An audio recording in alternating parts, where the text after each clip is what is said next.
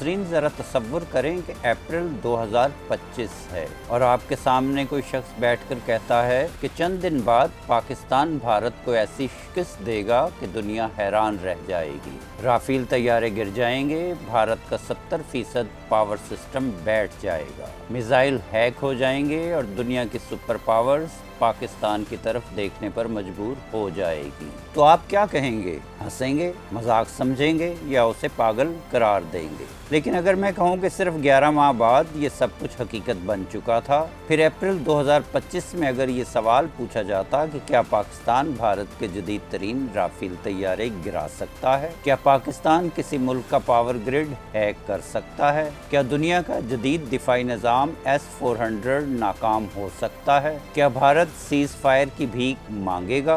तो जवाब एक ही होता कि नामुमकिन। लेकिन तारीख का असूल है कि नामुमकिन सिर्फ उस वक्त तक होता है जब तक वो मुमकिन ना हो जाए। दूसरा सवाल इससे भी ज्यादा चौंका देने वाला था। क्या डोनाल्ड ट्रंप जैसा गैर मुतवक्के लीडर पाकिस्तान के आर्मी चीफ को व्हाइट हाउस में बुलाएगा, उनकी तारीफ करेगा और भारत को सफारती तन्हाई में धकेल देगा? 2025 में इस सवाल का जवाब होता कभी नहीं। लेकिन फिर आलमी सियासत ने वो करवट ली जिसने ताकत के तमाम तवाज़ुन बदल दिए। तीसरा सवाल है सबसे बड़ा कि क्या पाकिस्तान ईरान और अमेरिका के दरमियान सालिस बनेगा? क्या इस्लामाबाद में दुश्मन एक मेज पर बैठेंगे? क्या दुनिया पाकिस्तान को अमन का ज़ामिन मानेगी? तो 2025 में जवाब होता कि ये पाकिस्तान नहीं कर सकता।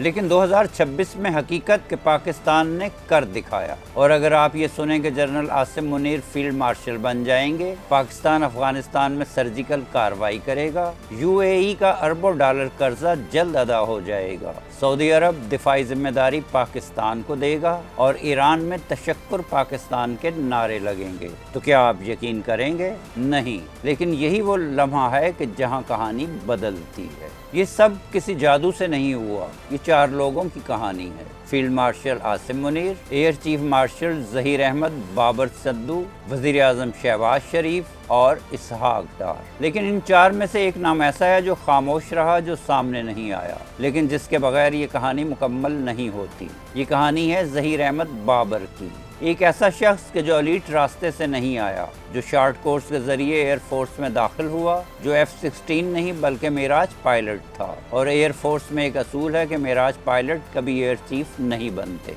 लेकिन ये असूल भी टूट गया। आज पाकिस्तान सिर्फ एक मुल्क नहीं बल्कि एक ताकत बन चुका है, जंग में भी, सफारतकारी में भी और आलमी सियासत में भी। और ये सब कुछ चंद महीनों में नहीं बल्कि बरसों की खामोश मेहनत का नतीजा है। तो अगली बार जब कोई आपको कहे कि ये मुमकिन नहीं, तो याद रखें अप्रैल 2025 में ये सब कुछ भी नामुमकिन था, लेकिन आज यही नामुमकिन पाकिस्तान की नई हकीकत है।